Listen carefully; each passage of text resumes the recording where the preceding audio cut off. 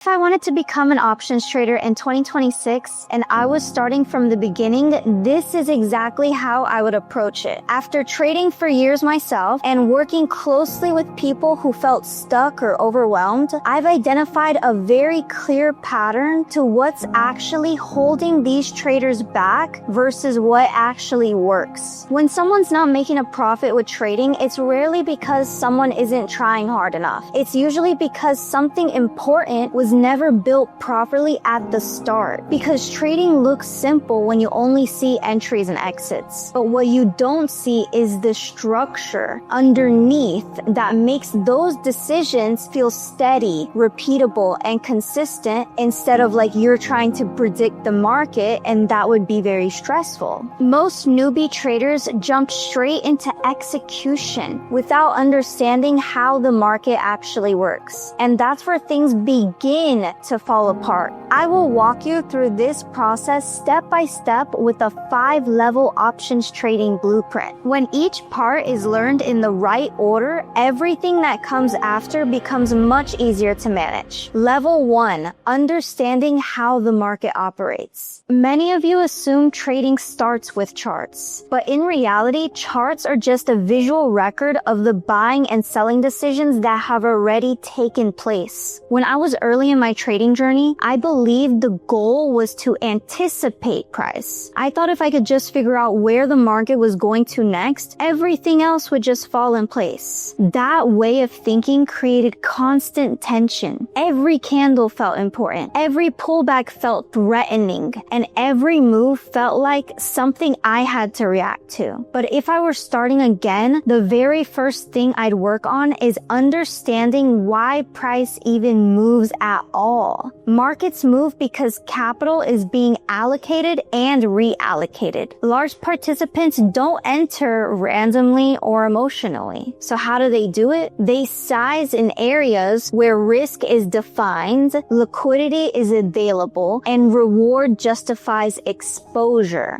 They enter at their ideal price levels instead of chasing. When those positions are placed, price responds, and that response is what you see on the chart. When institutions enter the market, they don't enter with market orders. They place institutional limit orders. And when they place those orders on the chart, those are the exact areas where you see a price level acting as support or resistance. Since those limit order positions are placed at a specific price, when the current candle retests that price, there will be a reaction. That reaction is what you see on the chart. That's the bounce or the rejection of a key level. This is one of the biggest shifts I see with students early on. People come into my mentorship feeling like price is unpredictable or deceptive, but after spending time understanding how capital flows and why certain areas attract participation, that confusion eases. The same market behavior that once felt random starts to look consistent. At this level, I wouldn't be focused on trading yet. I wouldn't be worried about entries or exits. I'd be focused on learning context. I'd study where price previously moved with aggression, with urgency, with a trend that follows, and ask, why did that happen? I'd pay attention to how price behaves when it revisits those areas. Does it hesitate? Does it move cleanly again? Does it struggle to continue?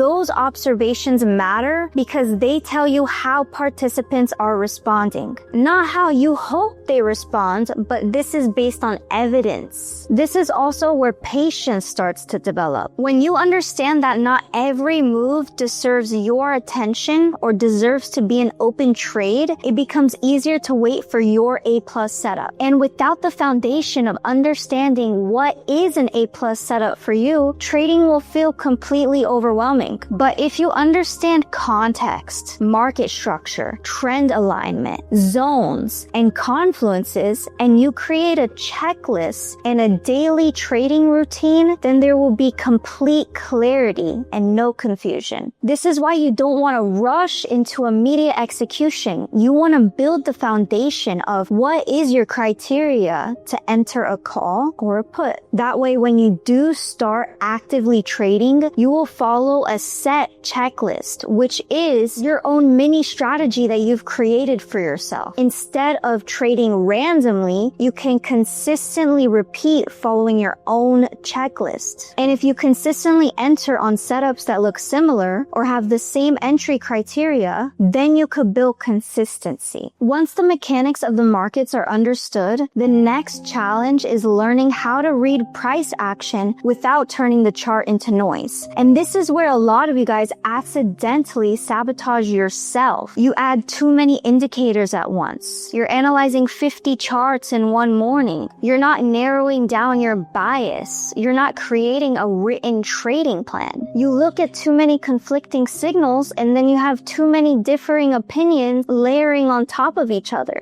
And instead of gaining clarity, you end up second guessing every decision because there's not alignment. If I were starting again, I'd intentionally make my trading world smaller. I'd focus on a limited set of highly liquid names and spend enough time with them to learn their behavior. How does this specific name move during the market open? How do they behave around these key levels? How do they respond to momentum versus consolidation? Different markets, different tickers have different tendencies. Certain instruments respect market structure more clearly. Other instruments tend to consolidate more often. But you won't learn these nuances by jumping around many different tickers. You learn this through exposure and repetition. At this stage, my focus would be learning how to read price action in relation to the price's location on the chart. Where is price relative to the previous areas of imbalance? Is it approaching a key level with momentum and rising volume? That could be an early sign of a breakout. Or is it approaching the level with decreasing volume and it's drifting towards the level? That could be the sign of a reversal. These details matter because they reveal intent.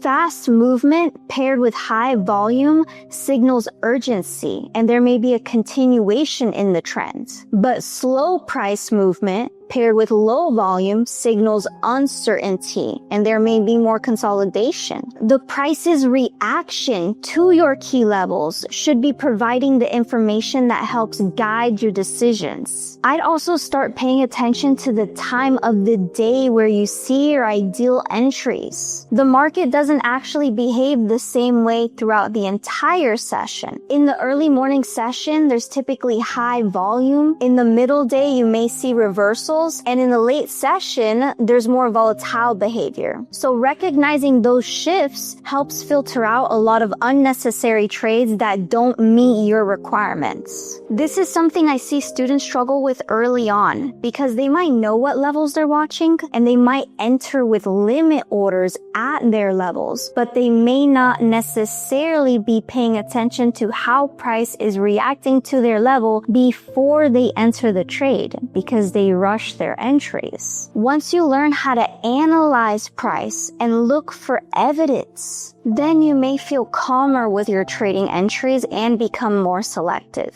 So if you're a beginner, focus on understanding how price communicates information and what is likely to happen after that pattern forms. That's how you start to build an edge. Watch how structure forms, how highs and lows develop, how momentum changes as price interacts with key areas. Over time, this will build familiarity, and familiarity will reduce your hesitation. And hesitation is what causes most execution errors later on. By the time execution becomes a priority, the chart should already feel familiar. You shouldn't be trying to figure out what's happening while you're in a trade, because that will add unnecessary risk. You want your understanding of the chart, your setups, and your strategy before you ever enter your trade, so that once you are in your trades, you're trading with calm and clarity. Level 3 is building a process that creates consistency. This is the point where trading stops being about understanding the market and starts being about managing yourself as a trader. A lot of people reach this level thinking that they're ready to trade, but what they're actually missing is structure. And without structure, even good analysis will fall apart once that live trading pressure shows up. So if I were starting again, I'd design my trading around preparation, not just reaction. So before the market opens, I'd already know what I'm watching and why. What price levels, what's the trend, what is my confluence. I'd have specific areas marked where price interaction would matter to me, and I'd place alerts near those levels. And I'd already know which scenarios I'm interested in versus the ones I'm not interested in. That way, once the session starts, I'm not scanning endlessly or chasing movement that already happened. I'm prepared beforehand. So once the market opens, I'm ready, I have my plan, and I'm waiting to execute. This is where a lot of traders struggle because waiting feels passive. Sometimes waiting feels like a missed opportunity, but in reality, waiting is what keeps your decisions clear. So if you're a beginner, I'd also focus on defining your rules very clearly. Define exactly how much you're willing to risk on a single idea. Define exactly how much you're willing to risk on a single trade per day. Define exactly what confirmation do you need before entering. Define what invalidates your trades and how you could repeat that over multiple trades. These decisions should be made ahead of time, so in the moment you're just following a structured system. No time for hesitating or second guessing. You're doing a repeatable process. That's how you build consistency. I've seen my students make a big shift at this milestone because once you stop improvising and start following a defined process, your stress levels drop and your confidence increases. You're not constantly asking yourself what to do next because your plan answers that for you. And this is also where journaling becomes genuinely useful. Not as something that you do after the fact to feel productive, but it's a way to track your decision making. And over time, patterns emerge. If you keep a journal and you analyze it, you could start noticing where you followed your process and where you didn't, and how those choices affected the outcomes. You may clearly see when you didn't follow your plan, you have a 10 or 20% lower win rate. So it's an easy fix. Hey, not every trade, let me follow my plan. Easier said than done, but tracking the data helps you see it without bias or emotion. That constant feedback loop with yourself is what creates consistency. A solid process doesn't guarantee winning trades every time, but what it does guarantee is that losses are controlled and mistakes will be obvious because it doesn't follow your checklist. And that's what allows improvement to happen without any emotional damage. So by the time you've made it past this level, trading should feel calmer. There's less urgency. You could take fewer trades, quality over quantity. You'll have clearer decision making. And that calm is a sign that the structure of your trading is doing its job. Level 4 is execution and stability. This is the level where most traders realize that knowledge alone isn't enough. By the time someone reaches this stage, they usually understand the market well. They can identify levels. They know what they're looking for.